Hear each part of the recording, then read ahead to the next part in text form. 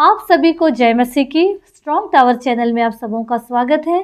प्रियो, वचन में जाने से पहले अगर एक सवाल किया जाए कि कौन कौन आशीष पाना चाहता है, कौन कौन स्वर्ग जाना चाहता है, तो सभी लोग हाँ बोलेंगे। लेकिन अगर यहीं पे ये सवाल किया जाए कि प्रभु की आज्ञा कौन कौन मानता है, पूरी रीति से प्रभु की इच्छा को कौन पूरी करता है, कुछ लोग का ही हाँ होगा। लेकिन प्रियो, यहाँ पे अगर हम व्यवस्था विवरण 28 अध्याय पढ़ेंगे तो उसमें जो आशीष वचन हैं, जो आज्ञा में हैं, उसके लिए कैसी कैसी आशीष प्रभु ने रखे हैं, वो हम इस 28 अध्याय में पढ़ सकते हैं। पर उसी का अगर हम 12 पद पढ़ेंगे तो वचन कहता है, यहोवा तेरे लिए अपने आकाश रूपी उत्तम भंडार को खोलकर तेरी भूमि पर समय पर मेंह बरसाया करेगा और तेरे सारे कामों में आशीष देगा और तू बहुतेरी जातियों को उधार देगा, परंतु किसी से तुझे उधार लेना ना पड़ेगा। और यहोवा तुझको पूँछ नहीं किंतु सिर ही ठहराएगा, और तू नीचे नहीं परंतु ऊपर ही रहेगा। यदि परमेश्वर यहोवा की आज्ञाएं जो मैं आज तुझको सुनाता हूँ, तू उनके मानने में मन लगाकर चौकसी करे। प्रभु की इच्छा से अगर हम चलेंगे प्रियो, तो सारी आशीषें प्रभु हमारे जीवन में देंगे। लेकिन जो प्रभु की आज्ञा का उल्लंघन करेगा और जो प्रभु की आज्ञाओं को नहीं मानेगा, उसके लिए सारे श्राप हम व्यवस्था विवरण 28 उसके 15 से पढ़ सकते हैं पद से। लेकिन 58 से अगर हम देखें तो वहाँ लिखा है, यदि तू इन व्यवस्था के सारे वचनों का पालन करने में जो इस पुस्तक में लिखे हैं चौकसी करके, उस आदरणीय और भय योग्य नाम का जो यहोवा तेरे परमेश्वर का है भय ना माने। यहाँ पे ज़रा हमको रुकना है और ये समझना है कि आदरणीय और भय योग्य नाम क्या है यहोवा का? प्रभु यीशु मसीह। उसको हमको आदर करना है, सम्मान करना है। अगर हम उसका आदर नहीं कर रहे, उसके भय में नहीं हैं, तो 59 पद कहता है, तो यहोवा तुझको और तेरे वंश को अनोखे अनोखे दंड देगा। अनोखा दंड क्या होता है? वे दुष्ट और बहुत दिन रहने वाले रोग और भारी भारी दंड होंगे। मतलब जो बीमारी लगेगी, जो परेशानी आएगी, उसका हम सहन नहीं कर पाएंगे। भारी भारी दंड जो कोई नहीं उठा सकता।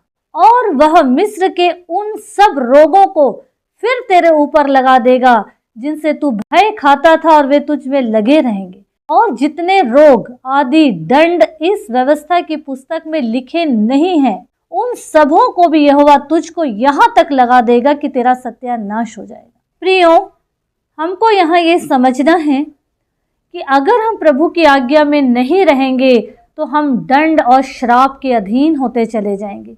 वचन क्या कहता है कि वो सारे रोग जो हमको मालूम भी नहीं, हमने उसका नाम भी कभी नहीं सुना है, और इस व्यवस्था की पुस्तक में उसके नाम भी नहीं लिखे, वो सारी बीमारियां, वो सारे दंड हमारे जीवन में आएंगे। अगर हमने प्रभु का अनादर किया है, प्रभु को बेइज्जत किया है, मतलब उसको छोड़कर हमने दूसरे अनजाने ईश्वर की सेवा अगर किए हैं या उसमें भाग लिए हैं, तो परमेश्वर का श्राप बहुत भयंकर रीति से हमारे जीवन में पड़ेगा। और वचन क्या कहता है? 65 पद में लिखा है, और उन जातियों में तू कभी चैन ना पाएगा और न तेरे पाँव को ठिकाना मिलेगा, क्योंकि वहाँ यहोवा ऐसा करेगा कि तेरा हृदय कांपता रहेगा और तेरी आंखें धुंधली पड़ जाएंगी और तेरा मन व्याकुल रहेगा, और तुझको जीवन पर नित्य संदेह रहेगा कि मैं कब मर तो नहीं जाऊंगा, मर तो नहीं जाऊंगी। और तू दिन रात थरथराता रहेगा और तेरे जीवन का कोई भरोसा नहीं रहेगा। तेरे मन में जो भय बना रहेगा और तेरी आंखों को जो कुछ दिखता रहेगा, उसके कारण तू भोर को आह मार के कहेगा सांझ कब होगी, और सांझ को आह मार के कहेगा भोर कब होगी। प्रियो, यहाँ पे हमको ये समझना है कि हम परमेश्वर की आज्ञा में रहें, क्योंकि अगर हम प्रभु की आज्ञा में रहेंगे तो वो सारी बातें जो ये हमने अभी पढ़ा है, श्राप की जिंदगी हमारे जीवन में नहीं रहेगी। व्यवस्था विवरण 28 उसका 9 पद कहता है, यदि तू अपने परमेश्वर यहोवा की आज्ञाओं को मानते हुए उसके मार्गों पर चले तो वह अपनी शपथ के अनुसार तुझे अपनी पवित्र प्रजा करके स्थिर रखेगा। और पृथ्वी के देश देश के सब लोग यह देखकर कि तू यहोवा का कहलाता है तुझसे डर जाएंगे।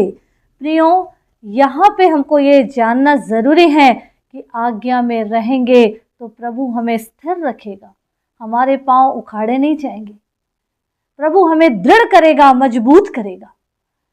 इसीलिए प्रभु की आज्ञा में रहें, क्योंकि प्रभु ने हमें श्राप देने के लिए नहीं लेकिन आशीषों का वारिस बनाकर इस पृथ्वी में रखे हैं, एक एक के उद्धार का द्वार बनाकर इस दुनिया में रखे हैं, एक नमक और ज्योति के मानिंद रखे हैं। प्रियो, प्रभु की आज्ञा माने, क्योंकि प्रभु की आज्ञा बहुत बड़ी भारी नहीं है।